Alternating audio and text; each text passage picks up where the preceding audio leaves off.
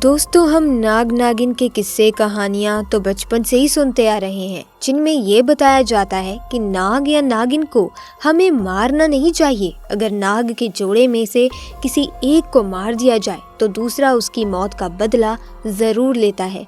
दोस्तों, कुछ ऐसा ही हुआ बिहार के एक गांव में, जहां अपने नाग की हत्या का बदला लेने के लिए एक नागिन ने कर दी सारी हदें पार।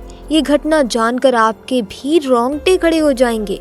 नमस्कार दोस्तों, स्वागत है आप सभी का एक बार फिर से। दोस्तों, वीडियो में आगे बढ़ने से पहले जो भी महादेव शिव के सच्चे भक्त हैं, कमेंट बॉक्स में पूरी श्रद्धा से सच्चे मन से जरूर लिखें जय महाकाल, ताकि भगवान शिव की कृपा आप पर और आपके परिवार पर सदैव बनी रहे।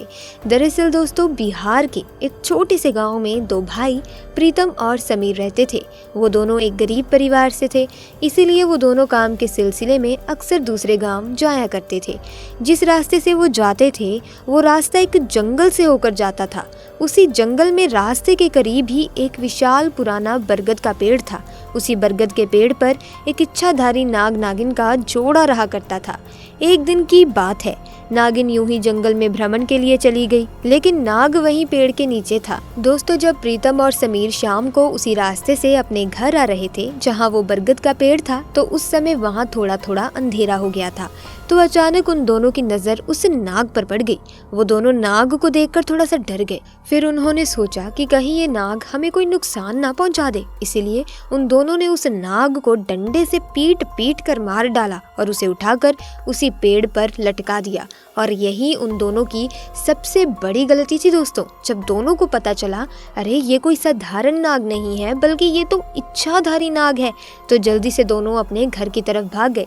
इधर जब इच्छाधारी नागिन वापस आई उसी पेड़ के पास और अपने मृत नाग को पेड़ के ऊपर लटका हुआ देखा, तो उसे देखकर वो बेसुध हो गई। वो गुस्से से पागल हो जा रही थी। उसने अपने नाग की आंखों में उसके कातिलों को देख लिया था। दरअसल दोस्तों, इच्छाधारी नागिन के पास ऐसी शक्तियां होती हैं जिससे वो अपने मरे हुए नाग की आंखों में कातिलों को देख सकती है।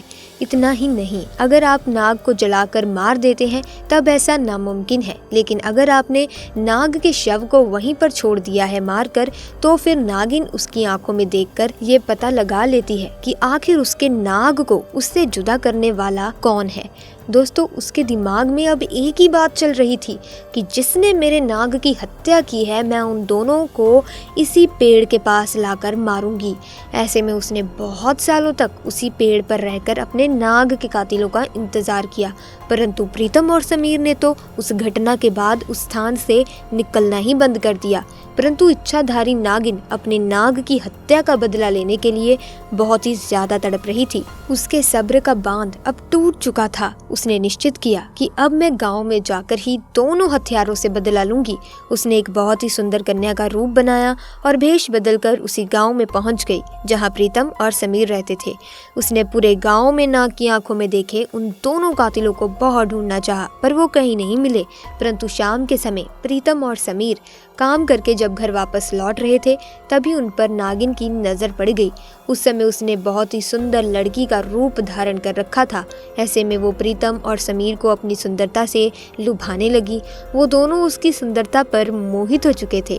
तभी उस लड़की ने कहा कि आओ, मैं तुम्हें स्वर्ग की सैर कराती हूँ। वो दोनों ये सुन बेसुध हो गए और उसके पीछे पीछे जाने लगे। वो उस लड़की की सुंदरता में इतना मोहित हो चुके थे कि उन्हें समझ ही नहीं आ रहा था कि वो उसी स्थान पर जा रहे हैं जहाँ पर उन दोनों ने नाग की हत्या की थी। अब वो इच्छाधारी नागिन उन दोनों को लेकर उसी पेड़ के पास आ गई और अपना भयंकर विशाल रूप उन दोनों को दिखाया, जिसे देखकर दोनों के होश उड़ गए और डर के मारे दोनों कांपने लगे। नागिन ने दोनों को डस डस कर उसी पेड़ के पास मार दिया और पुनः उसी पेड़ के पास रहने लगी।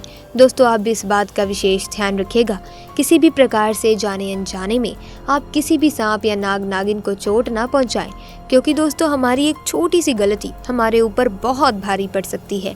नाग हो या नागिन, ये सभी महादेव शिव के गहने हैं। हमारा कार्य है कि जैसे हम महादेव की भक्ति करते हैं, ठीक उन्हीं के साथ ही हमें इनकी भी पूजा अर्चना करनी चाहिए, ना कि इन्हें चोट पहुंचानी चाहिए। तो दोस्तों, आप इस घटना के बारे में क्या सोचते हैं, हमें कमेंट्स में ज़रूर बताइएगा। साथ ही वीडियो को लाइक करें, शेयर करें, चैनल को सब्सक्राइब करके बेल आइकन को प्रेस कर दें, ताकि नए वीडियोस की अपडेट आपको मिलती रहे। आपका बहुत बहुत धन्यवाद। हर हर महादेव।